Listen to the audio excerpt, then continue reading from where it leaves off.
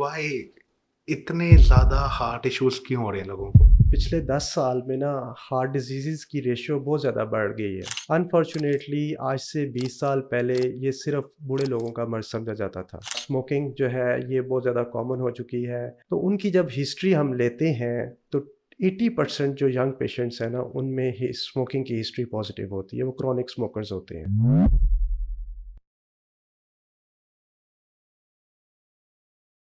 جی hello, السلام علیکم ناظرین، کیسے ہیں آپ؟ میرا نام احمد مجاہد ہے اور آج ہم لوگ ڈاکٹر کلیم کے چینل پہ ڈاکٹر کلیم سے بہت کچھ ہیلتھ کے بارے میں، آپ کے دل کے مسائل کے بارے میں، اور آپ دل میں کیا کیا مسئلے ہو سکتے ہیں، اس کے رسک فیکٹرز کیا کیا ہیں، کیا زیادہ کرنے سے دل کی بیماریاں زیادہ ہوتی ہیں، اور ان بیماریوں سے جو بڑی پیچیدہ بیماریاں ہیں ان سے بچیں کیسے، اس میں ہم بہت کچھ جاننے کی کوشش کریں گے. السلام علیکم. وعلیکم السلام. احمد بھائی کیا حال ہے؟ کیسے ہیں آپ؟ ٹھیک ٹھاک الحمد ہیں؟ للہ میں ٹھیک ہوں، آپ ٹھیک ہیں؟ اللہ کا شکر، بالکل ٹھیک ٹھاک. سر میں ہمیشہ جب بھی ہارٹ کی بات ہوتی ہے نا تو میں تو بڑا انٹرسٹیڈ ہو جاتا ہوں کہ بڑا کچھ سیکھنے کو ملے گا، اور جی جی ڈیفینیٹلی میں ایکسپیکٹ کرتا ہوں کہ آڈینس بھی یہی ایکسپیکٹ کر رہی ہوگی. تو سب سے پہلے تو میں بڑا ایک معمولی سا کوشچن کرتا ہوں جی جی. کہ وائی اتنے زیادہ ہارٹ ایشوز کیوں ہو رہے ہیں لوگوں کو؟ احمد بھائی آپ بالکل ٹھیک کہہ رہے ہیں کہ پچھلے 10 سال میں نا ہارٹ ڈیزیزز کی ریشو بہت زیادہ بڑھ گئی ہے. انفارچونیٹلی آج سے 20 سال پہلے یہ صرف بوڑھے لوگوں کا مرض سمجھا جاتا تھا، جن کو بلڈ پریشر تھا اور ڈائبٹیز تھی. عام طور پر ابو 60 کے جو ایج پیشنٹس تھے ان میں ہارٹ ڈیزیزز کامن تھیں. لیکن یہ لاسٹ 10 ایئرز میں ہم دیکھ رہے ہیں کہ بہت ساری young population 25 years age, 30 years age, 35 years age, یہ ہمارے پاس ایمرجنسی میں آ رہے ہیں ہارٹ اٹیک کے ساتھ. اور اس کی بہت زیادہ وجوہات ہیں، لیکن ہماری جو لائف سٹائل ہے نا وہ سب سے کامن اس کی ایک وجہ ہے کہ ینگ پیشنٹس میں ہارٹ اٹیک کا ہونا. لائف سٹائل مطلب رات لائف کو لیٹ سٹائل میں سونا؟ مختلف چیزیں آ جاتی ہیں. ایک تو میں آپ کو بتاؤں کہ اسموکنگ جو ہے یہ بہت زیادہ کامن ہو چکی ہے ینگ لوگوں میں، جس کی وجہ سے اب پنجاب کارڈیالوجی کی ایمرجنسی جب ہم ڈیل کر رہے ہوتے ہیں اور ہمارے پاس جب پیشنٹس آ رہے ہوتے ہیں اسپیشلی ینگ پیشنٹس، تو ان کی جب ہسٹری ہم لیتے ہیں تو 80% جو ینگ پیشنٹس ہیں نا ان میں ہی اسموکنگ کی ہسٹری پازیٹیو ہوتی ہے. وہ کرونک اسموکرز ہوتے ہیں.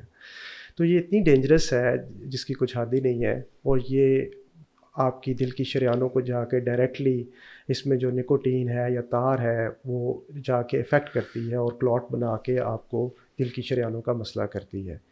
اس کے علاوہ ینگ پیشنٹس میں ہارٹ اٹیک کی جو کامن وجوہات ہیں اس میں آپ کا جو سلیپ پیٹرن ہے، اسپیشلی آج کل ینگ لوگوں میں رات کو وہ لیٹ سوتے ہیں اور صبح وہ لیٹ اٹھتے ہیں اور رات کو گیجٹس کا یوز کرتے ہیں، موبائلز وغیرہ، ٹی وی اسکرین وغیرہ. ان کا اسکرین ٹائم بہت زیادہ بڑھ گیا ہے جس کی وجہ سے سلیپ جو ہے نا وہ گڈ کوالٹی سلیپ نہیں لے سکتے.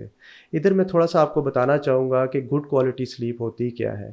بیسیکلی آپ جب نیند آپ کی دل کے لیے بہت زیادہ ضروری ہے، اور اگر اللہ تعالیٰ نے رات جو ہے نا یہ آرام کے لیے بنائی ہے اور پراپر سلیپ کے لیے بنائی ہے. ٹھیک ہے، آپ کو کیا چاہیے کہ آپ عشاء کی نماز پڑھ کر کھانا کھا کر سو جائیں. ٹھیک ہے، اس کے بعد آپ جو ہے وہ فجر کی نماز کے لیے اٹھیں. اور یہ جو ٹائم ڈیوریشن ہے رات کو 9 بجے سے لے کر صبح 5 بجے تک کا، یہ بہت امپورٹنٹ ہے. اس میں اگر آپ پراپر نیند لیں گے تو وہ نیند افیکٹو ہوگی. اس میں ہوتا کیا ہے کہ جب آپ پراپر نیند لیتے ہیں تو آپ کا بلڈ پریشر لو ہوتا ہے، ہارٹ ریٹ بھی لو ہوتا ہے، اور آپ کے دل کو ریسٹ ملتا ہے. اور اگر آپ اس دوران جاگ رہے ہیں رات کے 10 بجے سے لے کر صبح کے 2 بجے تک اور پھر آپ 2 بجے سوتے ہیں تو آپ کے دل کو ریسٹ نہیں ملتا، اور آپ کی جو سلیپ ہوتی ہے وہ گڈ کوالٹی سلیپ نہیں ہوتی. اور جب آپ مارننگ میں اٹھتے ہیں تو آپ جو ہے بے چین ہوتے ہیں اور اپنے جسم میں وہ انرجی محسوس نہیں کرتے. تو یہ آج کل ایک کامن کاز ہے ہارٹ کی پرابلمس کا کہ ڈسرپٹیڈ سلیپ پیٹرن. تو اس کے اوپر بھی ورک آؤٹ ہونا چاہیے، لوگوں کو اویئرنیس دینی چاہیے کہ آپ ٹائم پر سوئیں اور صبح ٹائم پر اٹھیں اور اپنے کام کاج کریں. سوری سر، میں آپ کی بات کاٹ رہا ہوں، جی لیکن جی میں دونوں پوائنٹس کو نا تھوڑا سا تفصیلاً جاننا چاہ رہا ہوں. جی جی بتائیں. پہلا تو آپ نے بتایا کہ پہلا رسک فیکٹر اسموکنگ ہے. جی جی اسموکنگ. اسموکنگ میں میرا تو خیال ہے کہ آج سے 50 سال پہلے بھی جو میں اپنے بزرگ دیکھتا ہوں کہ انہوں نے حقہ لگایا ہوا ہے، اور پہلے بھی سگریٹ چلتی تھی، بالکل ایسے ہی ہے، کسان، مارون، پتہ نہیں کون کون سے وہ سگریٹ پیتے تھے. ایسے ہی ہے تو بالکل۔ اب تو ہم لوگ اچھے نہیں کہتا کہ ہم لوگوں نے تار ختم کی ہے، ویپ پہ آ گئے ہیں اور ہیلدی اسموکنگ کرنے کی اچھا کوشش کر یہ رہے بھی ہیں. آج کل ایک مت ہے کہ جو ویپنگ ہے اور دوسرا شیشہ ہے وہ لیس ڈینجرس ہے۔ ٹھیک ہے اس میں تار کی مقدار کم ہے اور کئی ایسے ویپس ہیں جن میں تار نہیں ہے، لیکن بہرحال نکوٹین تو اس میں بھی ہے، اور جو بیسک ٹاکسک فیکٹر ہے وہ نکوٹین ہے اس میں، اور نکوٹین آپ کی ہارٹ ریٹ کو اور آپ کے بلڈ پریشر کو زیادہ کر دیتا ہے۔ اس وجہ سے آپ یہ نہیں کہہ سکتے کہ آپ جو سگریٹ ہے صرف وہی ہارٹ کے لیے نقصان دہ ہے۔ کسی قسم کی بھی جب آپ نکوٹین انہیل کر رہے ہیں، چاہے وہ ویپنگ کی فارم میں ہو یا شیشے کی فارم میں ہو، تو انڈائریکٹلی وہ ہارٹ کی، دل کی شریانوں کے لیے ٹاکسک ہے۔ تو باقی جو آپ نے کوشچن کیا ہے کہ پہلے لوگ بھی حقہ پیتے تھے اور ان کو کم پرابلم، تو ابھی ملٹیپل فیکٹرز جو ہیں اس میں، اسموکنگ ایک فیکٹر ہے، اس کے ساتھ ساتھ ڈسرپٹڈ سلیپ میں نے آپ کو بتایا، ڈائٹ جو ہے ابھی ہماری وہ اس طرح کی ڈائٹ نہیں رہی جو آج سے 20 سال پہلے لوگوں کی ڈائٹ تھی۔ ابھی زیادہ تر لوگ جنک فوڈ پر ڈپینڈنٹ ہوتے ہیں اور بیکری پروڈکٹس پر، تو یہ جب سارے فیکٹرز ملتے ہیں تو ڈیفینیٹلی وہ ایڈ اب آن ہوتا ہے اور اب وہ بیماری کارڈک زیادہ رسک۔ ہے. جی جی سر سلیپ والی بات نا بڑی وہ دل پہ لگی ہے. جی جی مطلب یہ تو ایک آئیڈیل کیس ہے نا کہ آپ 9 بجے سو جاؤ، جی جی آپ عشاء کے بعد سو جاؤ، فجر کے بعد اٹھ جاؤ. جی جی آئی ایم پریٹی شیور کہ راؤنڈ بھی جو اس کانسیپٹ پہ چل پائیں گی فیملیز یا انڈیویجولس یا بچے یا بڑے جتنے بھی ہیں، وہ 2 یا 3% سے زیادہ نہیں ہوں گے. ایسے ہی ہے۔ میں نہیں، کیونکہ ایک تو ٹریڈیشن ایسا بن چکا ہوا ہے، جی جی مطلب 11 بجے کے بعد تو لوگ ایکٹیو ہوتے ہیں. ایکٹیو ہوتے ہیں۔ تو میجر مطلب لوگ اس ٹائم پہ لوگوں کے لیے کامن ہے کہ وہ 2 بجے سو جائیں تو سوچتے ہیں یار میں جلدی سو گیا تھا، ایسے ہی ہے، بالکل ٹھیک ہے، ایسے ہی اور ہے، صبح 12 بجے سے پہلے 10-9 بجے اٹھ جائیں تو وہ جلدی اٹھے ہوئے ہیں. ایسے ہی ہے، بالکل ایسے ہی۔ تو مطلب اس اصل میں ہم نے کیا اپنا کریں؟ لائف سٹائل ایسے کر لیا ہوا ہے کہ ہمیں رات کو دن اور دن کو رات کے کام ہم کرتے ہیں، لیکن بیسیکلی اللہ تعالیٰ نے جو بنائی ہے وہ رات آرام کے لیے بنائی ہے، اور دن جو ہے وہ آپ نے کام کرنا ہے، اور اسی میں برکت ہے آپ کے لیے، دنیاوی سر لحاظ سے بھی کوالٹی اور دینی سلیپ میں لحاظ پھر سے۔ بھی جاننا چاہوں گا، جی مطلب جی اگر ایک بندہ کہے کہ وہ 2 بجے سے پہلے، جی کیونکہ جی میجر ایکٹیویٹیز نا ایسے رات ہی میں ہے، ہو رہی ہوتی ہیں. بالکل مطلب ایسے ایک ہی۔ بندہ تقریباً وہ رات 9-10 بجے تو اپنے کام سے آتا ہے، جی پھر جی 12 بجے تک فیملی کے ساتھ بیٹھتا ہے، پھر وہ گھنٹہ 2 گھنٹہ فون یوز کرتا ہے سونے سے پہلے.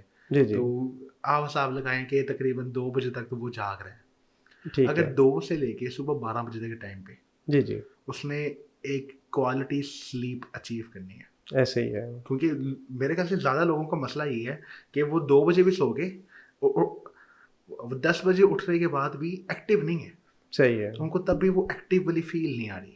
ایسے ہی ہے، بالکل آپ صحیح کہہ رہے ہیں۔ اصل میں نا رات کو جب آپ پراپر نیند لیتے ہیں تو اللہ تعالیٰ نے ایسا نظام سیٹ کیا ہوا ہے کہ رات کو آپ کے جو دن میں آپ نے سارا دن کام کیا ہوا ہے اور آپ کے سیلز ڈی جنریٹ ہوئے ہیں، تو رات کو ان کی ہیلنگ ہوتی ہے، وہ سیلز ری جنریٹ ہوتے ہیں۔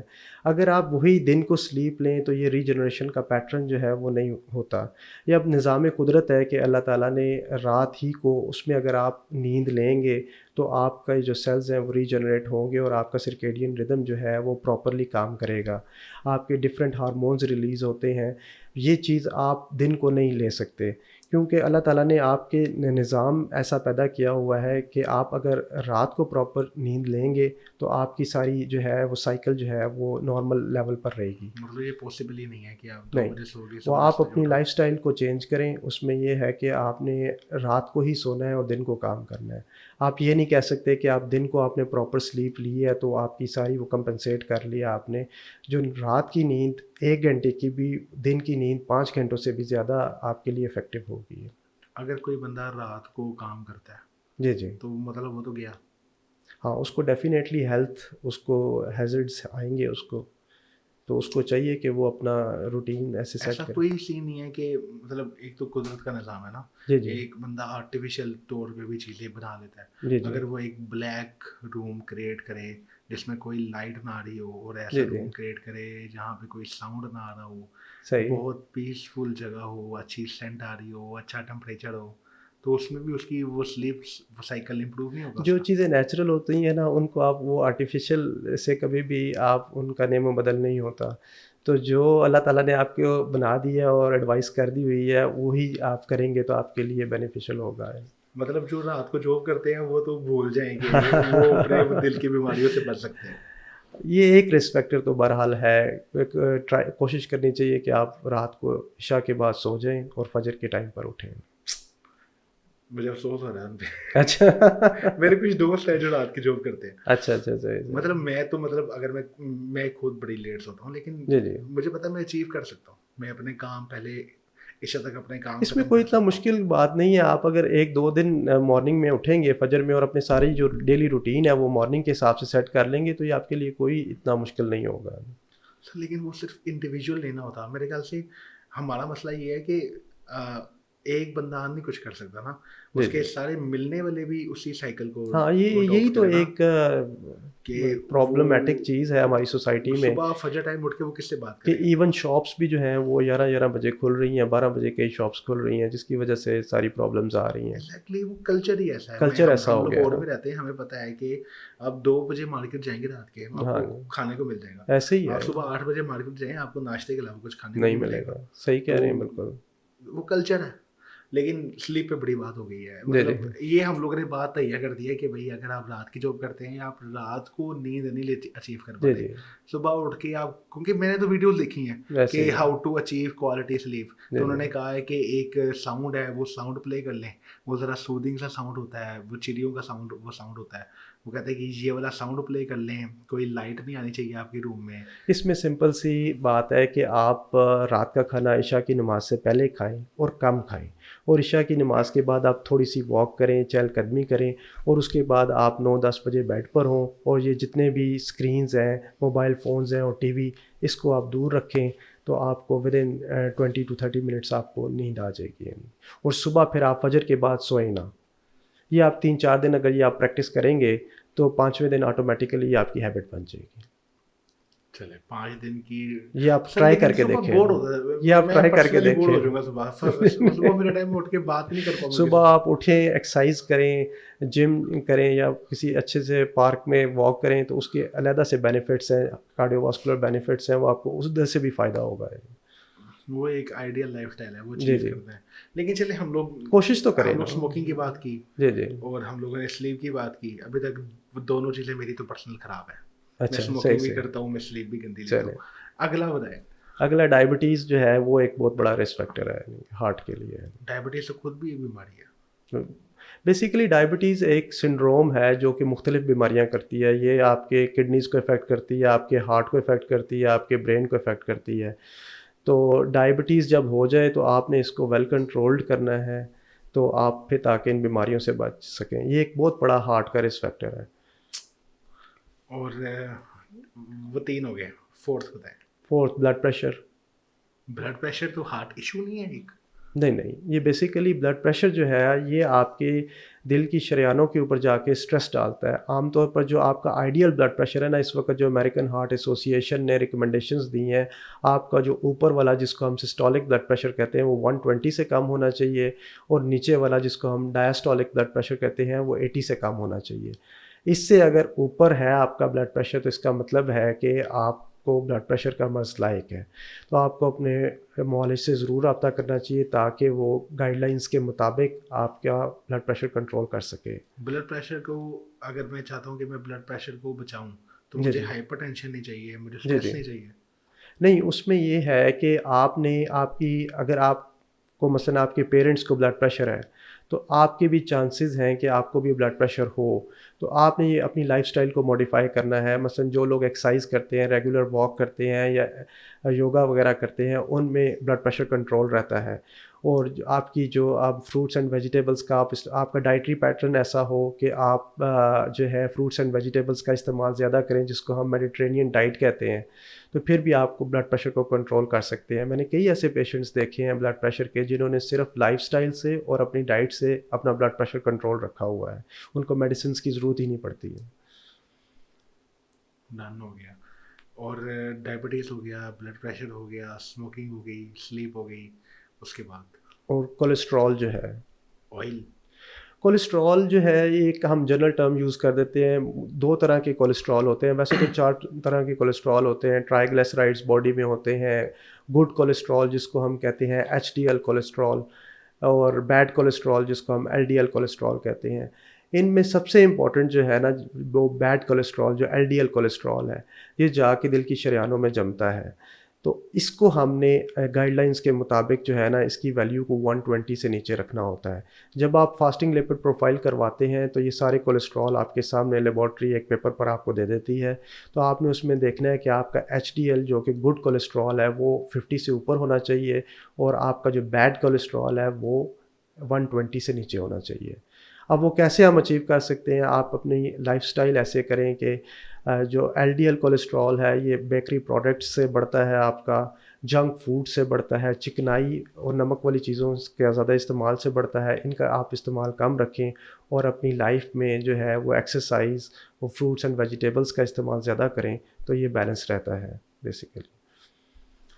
कोलेस्ट्रॉल मतलब जो मेजर वो रिस्क फैक्टर है, फिर से वही चीज़ें आ गई हैं कि वही आ गई हैं ऑयल बेसिकली, है और बैड फूड है और ऐसे बैड ही है, लाइफस्टाइल बिल्कुल है। ऐसे ही है। अच्छा, एक और इम्पॉर्टेंट रिस्क फैक्टर मैं इधर बताना पसंद करूँगा, हेरिटरी जेनेटिक्स। अगर आपके पेरेंट्स में या आपके बड़े बहन भाइयों में से किसी को हार्ट का प्रॉब्लम हुआ है, तो आपको भी चांसेस हैं कि आपको हार्ट का प्रॉब्लम हो। तो आपने कोशिश करनी है, अगर आपकी फैमिली हिस्ट्री स्ट्रांगली पॉजिटिव है, तो एक तो ये जितने रिस्क फैक्टर्स हैं आप इनको कंट्रोल करें। मसलन अगर आपको डायबिटीज़ है तो आप उसका वेल कंट्रोल रखें, ब्लड प्रेशर है तो उसको कंट्रोल करें, आपका कोलेस्ट्रॉल हाई है तो उसको कंट्रोल करें। क्योंकि अगर आपकी फैमिली हिस्ट्री पॉजिटिव है तो आपको भी बहुत ज़्यादा चांसेस होंगे कि आपको भी दिल की शरीयानों का मसला हो। तो ये एक बहुत बड़ा सिग्निफिकेंट रिस्क फैक्टर है जिसका आप कुछ कर भी नहीं सकते। तो अगर आपकी फैमिली हिस्ट्री पॉजिटिव है तो एटलीस्ट आप रिस्क फैक्टर्स को एड्रेस कर सकते हैं, जो चीज़ आपके हाथ में है। तो ये मैं ज़रूर इस दर बात करूँगा कि जिनकी फैमिलीज़ में ये डिज़ीज़ है उनको ज़्यादा केयरफुल होना चाहिए। सही हो गया, ठीक हो गया। हमारे रिस्क फैक्टर तो कवर हो गए हैं। जी मैं जी इस पॉडकास्ट में रिस्क फैक्टर तो जानना चाहता हूँ, लेकिन देयर आर समथिंग मैं पर्सनली तौर पे जानता हूँ कि रिस्क फैक्टर्स का ना अराउंड 50-60% लोगों को पता भी है जी जी, ऐसे ही है। कि मैं स्मोकिंग कर रहा हूँ, ये ख़राब है, मैं लेट सोता हूँ, वो ख़राब जी है, जी मैं ऑयली चीज़ें खाता हूँ, वो ख़राब जी है, जी मैं मेरे अब्बू का ये मसला था तो मुझे भी हो सकता है। जी जी मतलब स्टड जो वो जो डलता है जी जी, वो तो मतलब मैं तो अब अपने बुजुर्गों से पूछूं तो वो तो यूँ बताते हैं कि मुझे 3 डले हैं, मुझे 4 डले हैं, मुझे 2 डले हैं, मुझे 1 ऐसे ही डला है। है। तो मतलब ये भी कॉमन है कि लोगों को हार्ट इश्यूज भी हैं। अगर मैं एक आपके साथ बैठा हूँ और मैं जानना चाहता हूँ कि मैं अपने आप को बचाऊँ कैसे, तो मैं थोड़ा सा हॉस्पिटल इन्वायरमेंट, और जब आप डॉक्टर के पास जाते हो, जी कोई जी भी ऑडियंस का बंदा डॉक्टर के पास जाए जी तो उसको कुछ बेसिक नॉलेज होनी चाहिए। जी जी उसको कोर्सेज का तो पता चल गया, जी उसको जी, पता चलना चाहिए कि स्टड कब डलना है, कब नहीं डलना, सही है, एनजीओ क्या होती है, बिल्कुल बीमारियां ठीक है। क्या क्या होती हैं। जी जी, जैसे सही है। अगर वो पंजाब इंस्टीट्यूट ऑफ कार्डियोलॉजी में आ जाता है, जी आपके जी, पास आता है, ऐसे ही तो है, आप किन किन बीमारियों का इलाज कर सकते हो, ऐसे ही और है, किन किन बीमारियों का इलाज पाकिस्तान में मौजूद ही नहीं है। सही है, तो बिल्कुल, मैं थोड़ी सी लाइट इस चीज़ पर डालें कि पाकिस्तान में मेजर मरीज किस बीमारी के साथ आपके पास प्रेजेंट हो रहे हैं, ऐसे ही है। और कहाँ पे आके आपको फील आती है कि अब मेरे हाथ खड़े हैं, इसका इलाज अब नहीं मैं कर सकता। ठीक है। अच्छा, ये आपने बड़ा अच्छा सवाल किया है कि मसलन एक डॉक्टर के पास हार्ट पेशेंट्स किन सिम्पटम्स के साथ, किन अलामात के साथ आते हैं। आउटडोर एक होता है आउटडोर और एक होता है इमरजेंसी। हर हॉस्पिटल में ये होता है। तो आउटडोर में जो कार्डियक पेशेंट्स हैं ना, वो आम तौर पर आके कहते हैं कि जब मैं थोड़ा सा चलता हूँ तो मेरे सीने पर बोझ महसूस होता है।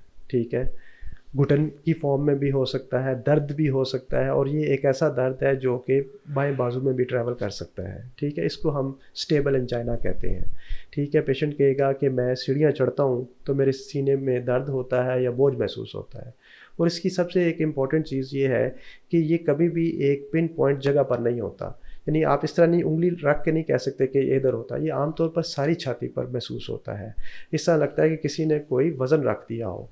اور اس کی ایک خصوصیت یہ بھی ہے انجائنا کی کہ جب آپ ریسٹ کرتے ہیں تو یہ ود ان 2 to 3 منٹس ٹھیک ہو جاتا ہے. تو یہ اسٹیبل انجائنا کے پیشنٹس ہوتے ہیں.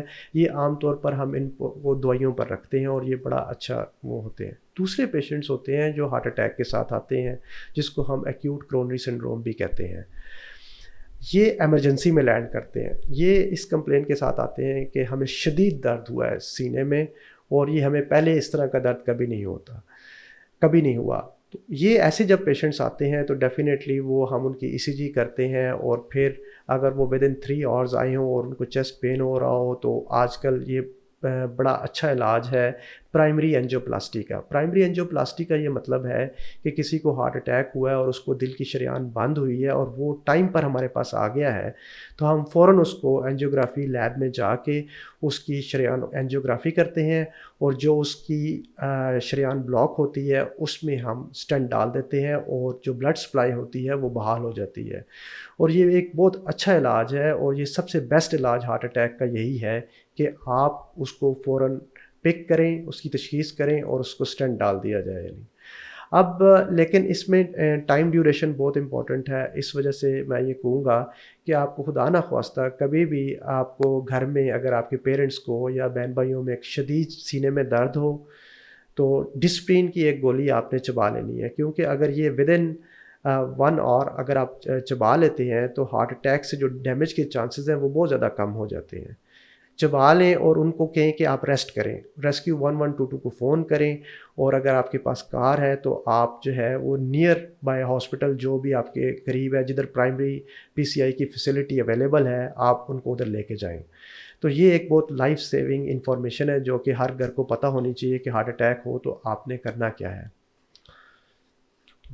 وہ ڈسپرین کی گولی, ڈسپرین کی گولی, وہ ڈسپرین کی جگہ ایک گولی یوز ہو رہی ہے لوپرین. جو ڈسپرین ہوتی ہے نا وہ 300 ملی گرام ہوتی ہے تو یہ چیویبل فارم میں ہوتی ہے. آپ نے اس کو چیو کرنا ہوتا ہے, چبانا ہوتا ہے. جو لوپرین ہوتی ہے 75 ملی گرامس کی وہ ہم ڈیلی یوز کے لیے دیتے ہیں کہ جس کو دل کی تکلیف ہو یا دل کی تکلیف سے بچنا ہو تو وہ آپ 75 ملی گرام لوپرین اس کو دیتے ہیں. لیکن جب آپ کو ہارٹ اٹیک ہو یا ایمرجنسی ہو تو پھر آپ 300 ملی گرامس کی ڈسپرین پیشنٹ کو کہتے ہیں کہ آپ چبا لیں. صحیح ہو گیا. اچھا مجھے آپ نے مجھے ایک یہ بات بتائی نا, مجھے وہ ایک بات یاد آئی ہے کہ جب بلڈ پریشر تیز ہوتا ہے نا جی تو لوگ 7 اپ لا دیتے ہیں. نہیں, یہ ایک متھ ہے کہ 7 اپ سے آپ کا بلڈ پریشر لو ہو جاتا ہے. ایسی یہ متھ ہے بیسیکلی. میری مما کو ہوتا نا کہ میرا بلڈ پریشر بہت تیز ہے, وہ مجھے کہتی ہیں 7 اپ نمبر. بس وہ آپ کی ذہن میں انفارمیشن فیڈ ہوئی ہے کہ آپ کو 7 اپ آپ پئیں گے تو آپ کا بلڈ پریشر لو ہو جاتا ہے تو وہ پیشنٹ جو ہے وہ تھوڑا سا ریلیکس ہو جاتا ہے تو اس وجہ سے وہ فیل کرتا ہے کہ اس کا بلڈ پریشر کم ہو گیا ہے. لیکن ایسے نہیں ہے. اگر آپ کا جب بھی بلڈ پریشر ہو تو زیادہ ہو تو آپ ایمرجنسی میں پیشنٹ کو لے کے جائیں. اگر فار ایگزامپل 200 ہے سسٹولک بلڈ پریشر تو یہ میڈیکل ایمرجنسی ہوتی ہے تو یہ آپ لے کے جائیں اور بلڈ پریشر کی پراپر میڈیسنس ڈاکٹر سے لیں. صحیح ہو گیا. اور ایک اور اسی کے ساتھ ساتھ وہ جڑتا کوشچن ہے وہ بھی میں یہاں پہ کلیئر کرتا چلوں. بہت سے بزرگ نا ایک ٹیبلٹ پہ لگے ہوئے ہیں, میں ٹیبلٹ کا نام نہیں لینا چاہتا لیکن ان کا یوں ہے کہ وہ بلڈ پریشر کی دوائی ہے اور وہ ڈیلی کھانی ہے صبح. اچھا, تو یہ ٹھیک ہے؟ نہیں, اس بارے میں مجھے آئیڈیا نہیں ہے کہ کون سی بلڈ پریشر کی دوائی ہے جو ڈیلی آپ جیسے ابسار ایک گلی ہے. جی کون سی؟ ابسار نام کی نا ایک گولی ہے, آپ کو پتا ہوگا. ابسار گولی ہے, افسار پلس ایک گولی ہے لیکن وہ تو ابھی لیٹسٹ گولی آئی ہے, اس میں تو میرا نہیں خیال کہ وہ مطلب کچھ ایسی گولیاں ہوتی ہیں بلڈ پریشر کی دوائی ہے. مطلب بہت سے لوگوں نے اپنے پاس رکھی ہوتی ہے بلڈ پریشر کی گولی. یہ نیند کی مثلاً میڈیسنز جو اینٹی انزائٹی لیگزوٹنل ہے, لوگ اس کو بھی بلڈ پریشر کا سمجھتے ہیں کہ یہ لو کرتی ہے تو وہ کھا لیتے ہیں. لیکن عام طور پر ہوتا یہ ہے کہ یہ جو انزائٹی ہوتی ہے تو جب آپ انزائٹی کی میڈیسنز لیتے ہیں اینٹی انزائٹی میڈیسنز تو وہ آپ کی انزائٹی کم کرتی ہے تو آٹومیٹیکلی آپ کا بلڈ پریشر تھوڑا سا کم ہوتا ہے. تو یہ عام طور پر جو اینزیولیٹکس ہوتے ہیں وہ بلڈ پریشر لوئرنگ ڈرگس کے طور پر بھی لوگ لیتے ہیں عام طور پر. ہم لوگ اگر ہم لوگ کسی فارما کوئی گولی کا نام لے لیں تو ہمیں اس پوڈ کاسٹ میں مسئلہ تو نہیں ہوگا اتنا.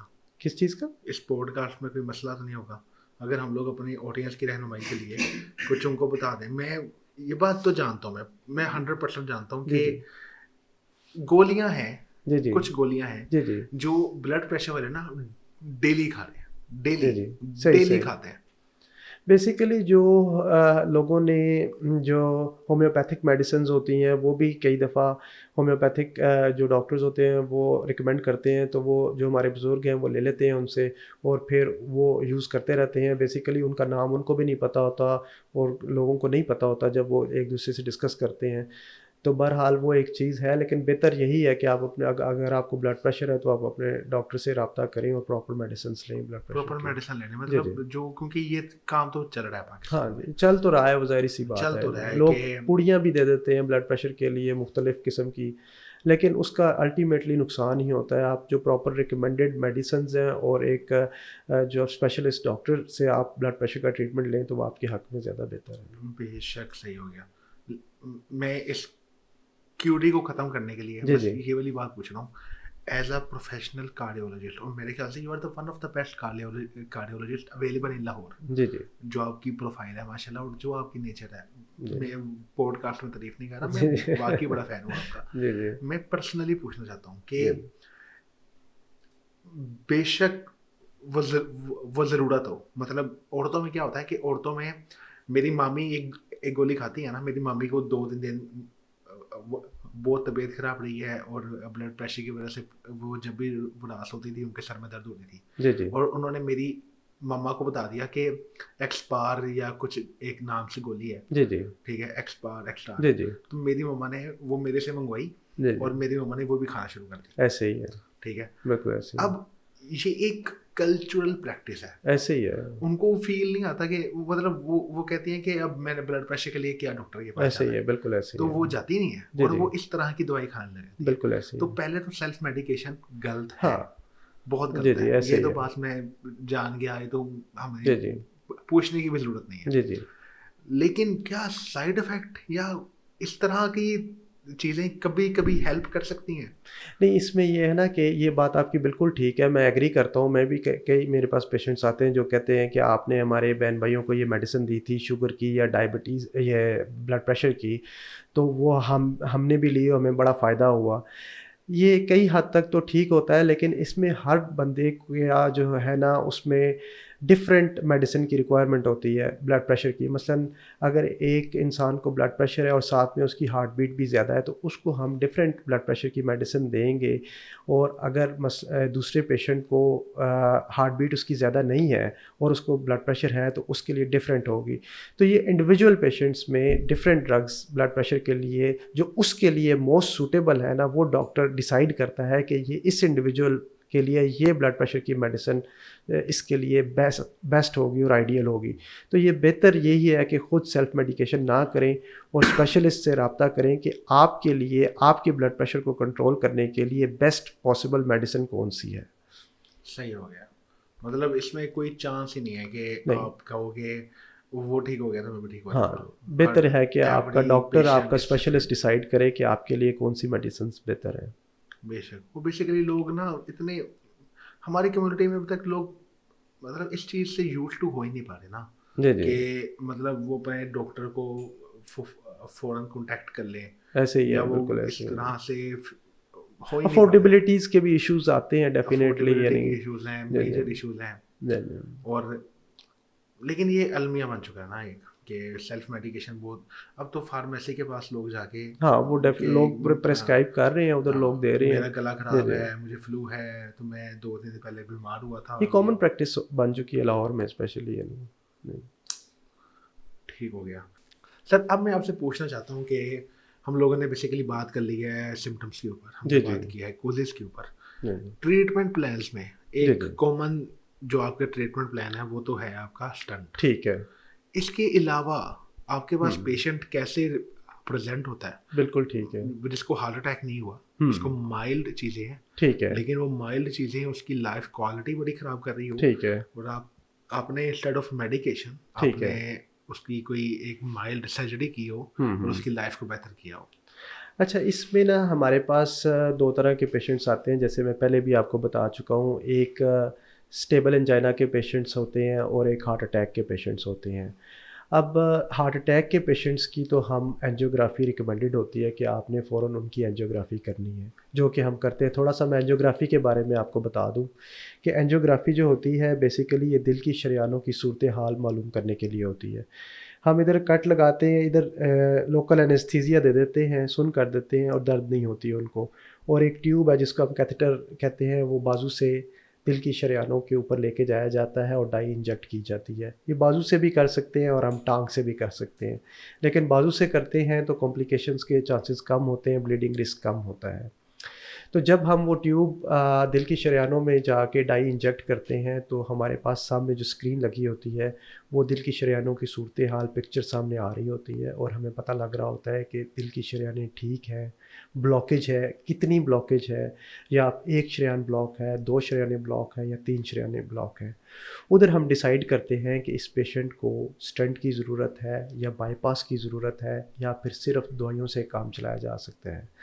عام طور پر اگر دل کی شریان 70% سے زیادہ بلاک ہو تو پھر ہم اسٹنٹ ڈالتے ہیں، اور اگر تینوں شریانیں مختلف جگہوں سے بلاک ہوں یا پھر میجر شریان جس کو ہم لیفٹ مین کہتے ہیں، اگر وہ بلاک ہو تو عام طور پر سرجری ہوتی ہے جس کو ہم بائی پاس کہتے ہیں۔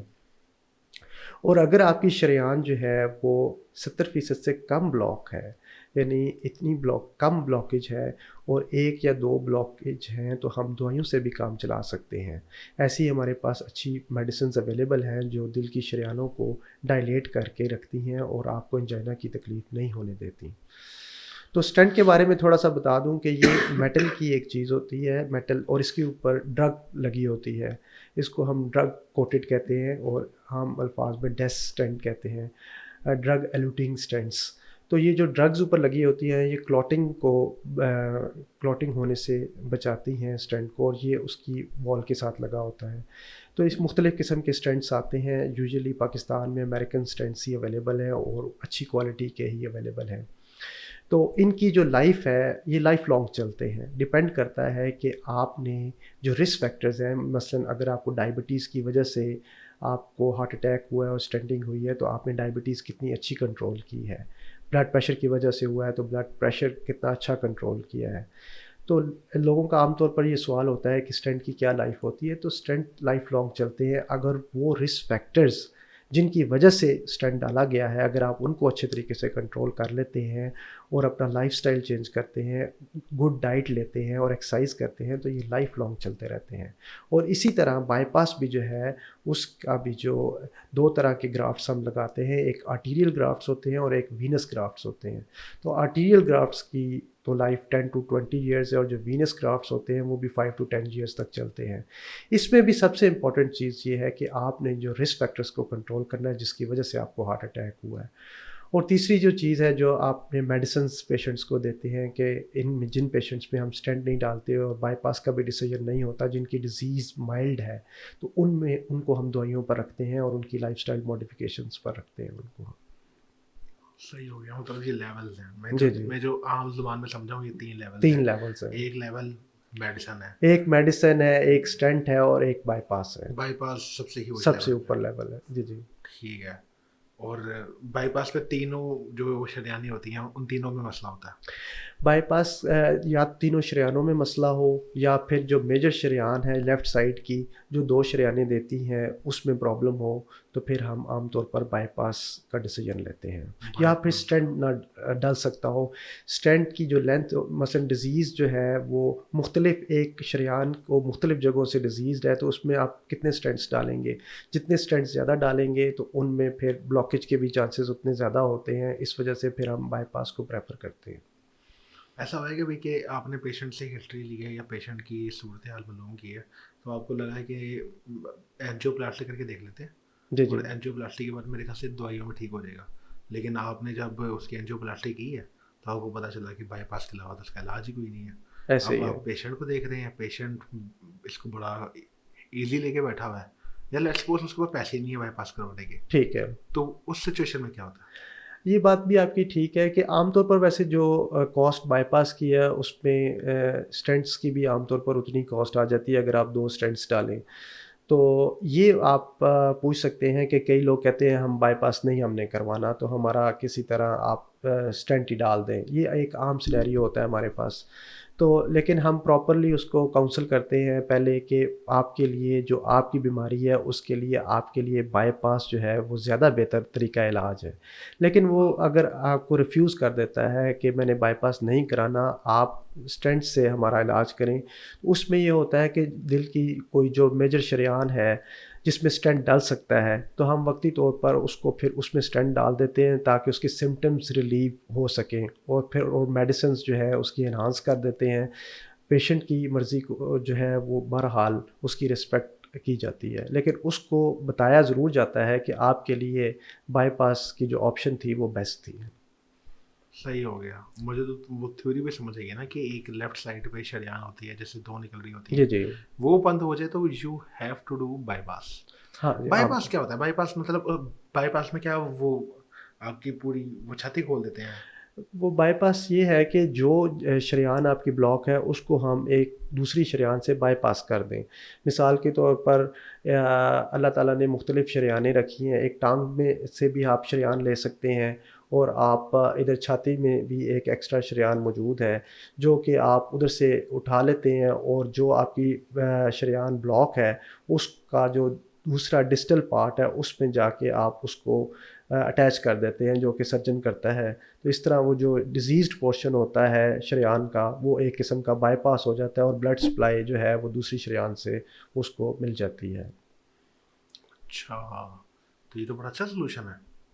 ہاں یہ بہت اچھا سکسیزفل ہے، بائی پاس بڑا سکسیزفل جا رہا ہے. ٹھیک ہے. میں مطلب اس میں جو میری کامن کویشچن ہے نا، جی اور جی آئی نو فار شیور کہ آڈینس کا بھی کامن کویشچن ہے. جی جی ایک تو ہے آڈینس کا سب سے بڑا کنسرن ہوتا ہوگا کہ کوسٹ کیا ہے. جی اور کیا چیز؟ کوسٹ کیا ہے؟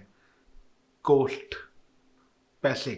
اچھا کاسٹ. جی جی مطلب اسٹنٹ میں اور بائی پاس میں آپ یہ بتائیں کہ تو وہ تقریباً ایک ہی اماؤنٹ ہے. جی جی ایسے ہی ہے، اور بالکل ایسے ہی ہے.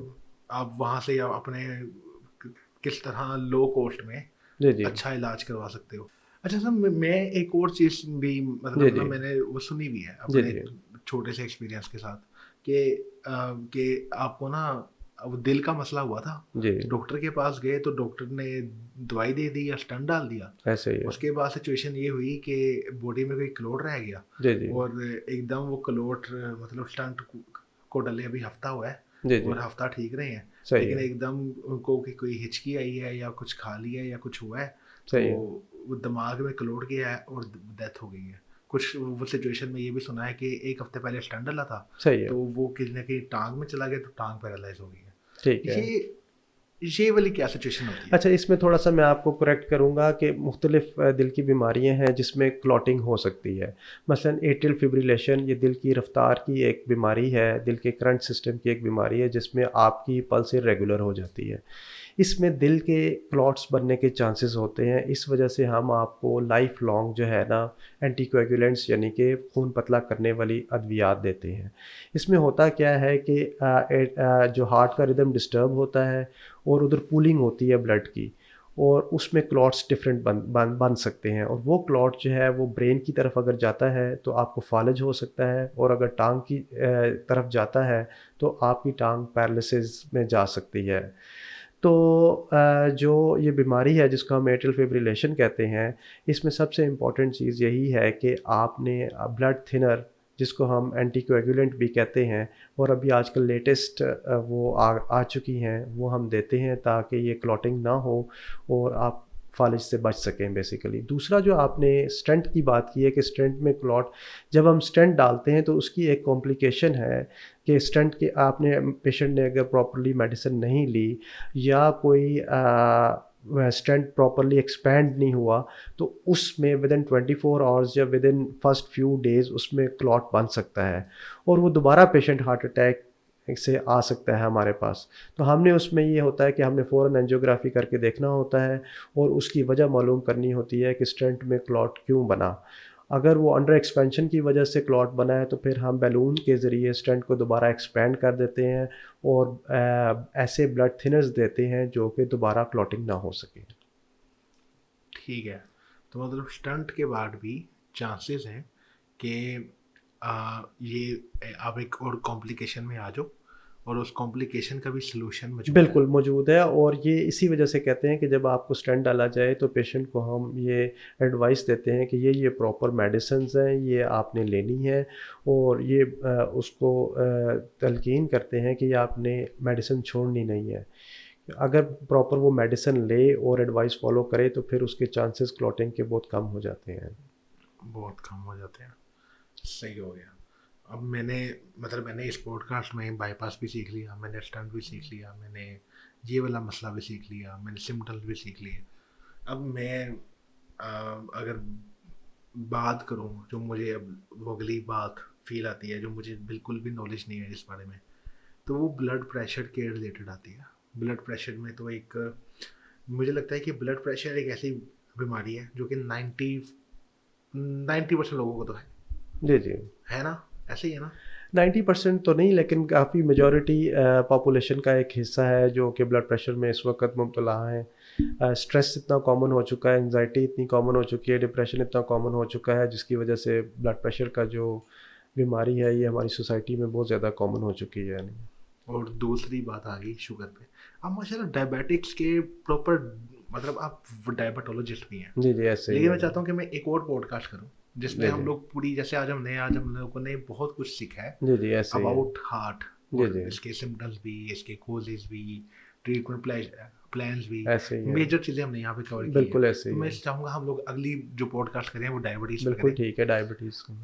आज जो मेरा आखिरी क्वेश्चन है ये जी जी, कि ब्लड प्रेशर, जी जी, मतलब एक तो मैंने अक्सर देखा है कि मैं तो अपने एक्सपीरियंस से बता सकता हूँ जी जी, कि एक झुंड लगा होता है ना जहाँ पे, जी जी, मतलब कोई दावत आई है, जी जी, तो आपके तकरीबन पूरा खानदान, आपकी मम्मी चाची ताई, एक ही खानदान में एक ही घर के अंदर कोई जी 200-300 लोग हैं, जी, जी तो वहाँ पे ज़्यादा ब्लड प्रेशर लोगों का तेज हो रहा होता है, वहाँ पे ही अक्सर डेथ चांसेस ज़्यादा हो रहे होते हैं। जी, जी। तो इसका क्या इम्पैक्ट है कि आपको आपको अपनी नॉर्मल सिचुएशन से जब आप अनकंफर्टेबल सिचुएशन पे जाते हैं। ऐसे ही है, डेफ़िनेटली आपकी ये जो ऑब्ज़र्वेशन है ये ठीक है। आप किसी भी स्ट्रेसफुल एनवायरनमेंट में जब आप जाते हैं, चाहे आप एग्ज़ाम देने जा रहे हों या फैमिली फंक्शन में जिधर आप लोगों के साथ आप बहस मुबाहिसा कर रहे हों, या मसलन आपकी जॉब है जो कि स्ट्रेसफुल है, वर्किंग एनवायरनमेंट आपका ऐसा है,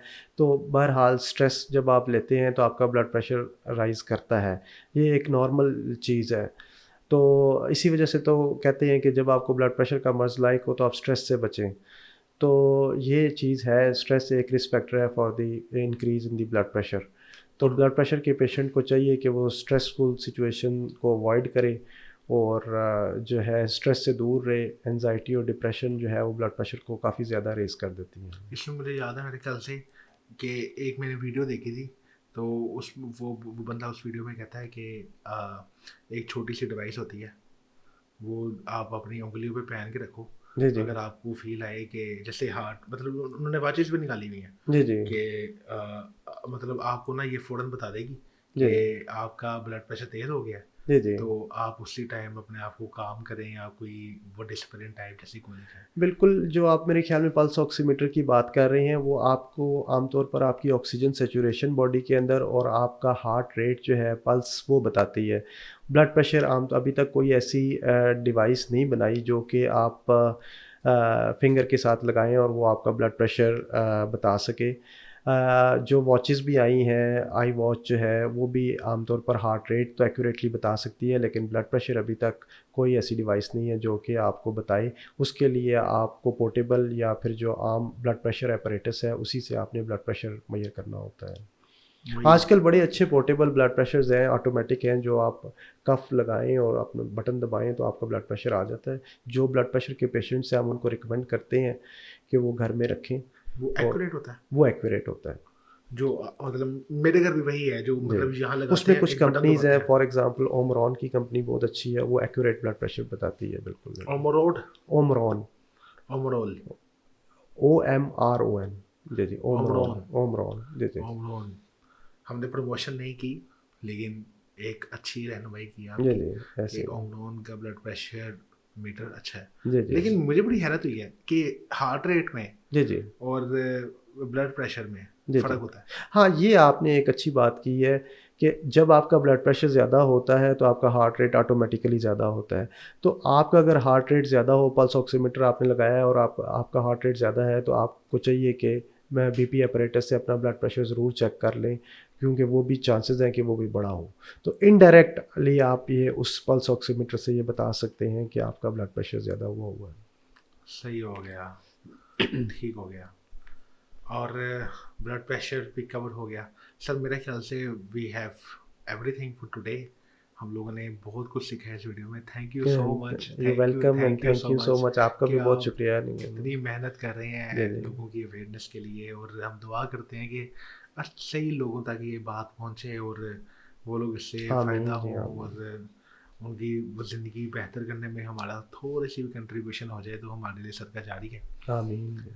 thank you so much doctor Kaleem for your kind time, और बहुत बहुत शुक्रिया कि आपने हमें इतना कुछ सिखाया आज की पॉडकास्ट में।